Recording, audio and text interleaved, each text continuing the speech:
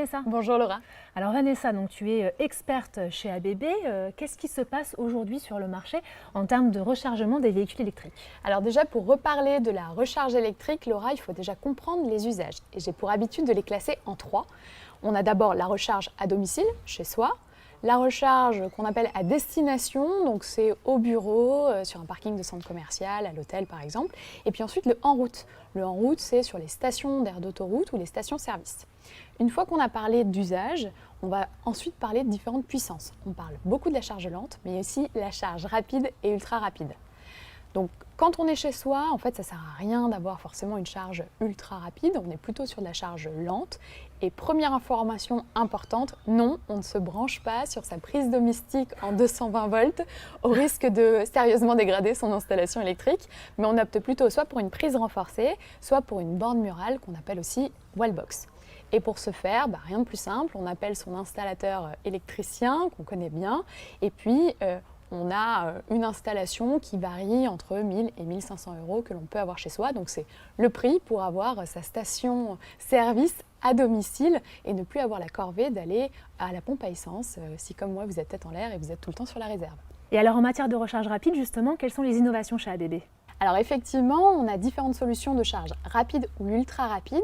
Déjà à destination, on a des chargeurs qui vont aller de 20 kW à 150 kW qui permettent de se recharger en 3 à 20 minutes. Et puis ça c'est génial. Ça c'est génial. Voilà. Et en route, on va encore plus vite. On va de 150 kW à 350 kW qui permettent de recharger ce type de véhicule par exemple en moins de 10 minutes, soit à peine le temps de prendre un café.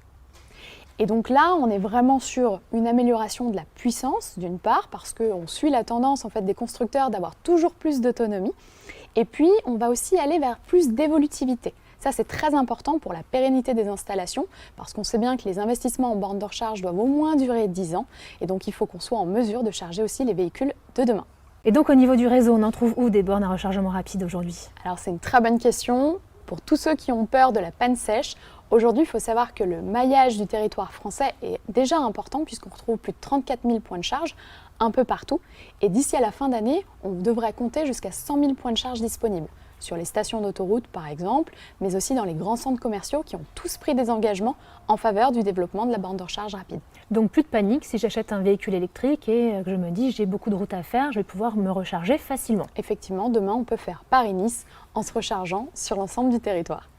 Et si tout le monde achète un véhicule électrique, est-ce qu'on risque d'assister à une pénurie de l'énergie sur le marché français? Alors effectivement, c'est une des craintes qu'on revoit souvent, qu'on entend très souvent. Il y a deux réponses à ça. Premièrement, il faut y pallier et remédier avec des solutions logicielles intelligentes qui vont permettre de décaler la charge par exemple ou de la séquencer. Et puis il y a d'autres innovations sur lesquelles un groupe comme ABB travaille également qu'on appelle le véhicule to grid. Alors le véhicule to grid de façon très simple, c'est la capacité à charger la batterie du véhicule mais aussi la décharger pour pouvoir réinjecter cette énergie disponible sur le réseau. Pourquoi c'est intéressant? Parce qu'on sait qu'aujourd'hui 95% du temps les véhicules sont stationnés à l'arrêt. Et donc ça représente un parc de batteries disponible qui est colossal et donc une réserve d'énergie qu'on peut valoriser et réinjecter pour régler de la fréquence ou la stabilité du réseau.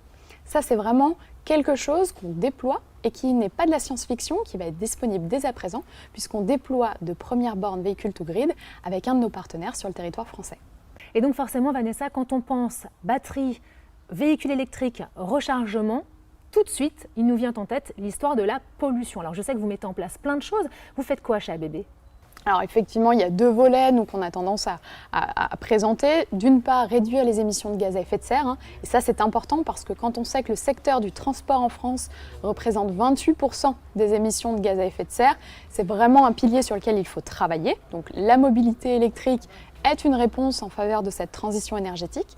Et puis à côté de ça, il y a aussi réduire tout ce qui est pollution pour pouvoir améliorer la santé et le bien-être des citoyens, puisqu'on sait que les particules fines ou la pollution de l'air à l'oxyde d'azote créent aussi des maladies respiratoires, etc. Donc toutes ces solutions de mobilité électrique vont permettre d'améliorer la qualité de l'air. Et puis vous l'avez vu tout à l'heure dans les essais, avec de tels véhicules, on a aussi une pollution en moins, c'est la pollution sonore, une nuisance du moins en moins, cette nuisance sonore qui est vraiment amoindrie et donc on a un plaisir de pouvoir mieux respirer et à nouveau entendre les oiseaux siffler. Et donc pour conclure Vanessa, chez ABB vous faites énormément de choses, vous êtes un groupe mondial. Pourquoi avoir choisi la mobilité? Alors plus globalement, ce qui nous motive chez ABB, c'est de travailler sur des solutions qui vont apporter plus de durabilité pour le monde de demain. Et donc la mobilité s'inscrit vraiment dans ce cadre-là. Et donc vous êtes tous très actifs, et notamment chez ABB, pour nous permettre de mieux vivre. Et on vous remercie. Merci Vanessa. Merci, bonne journée.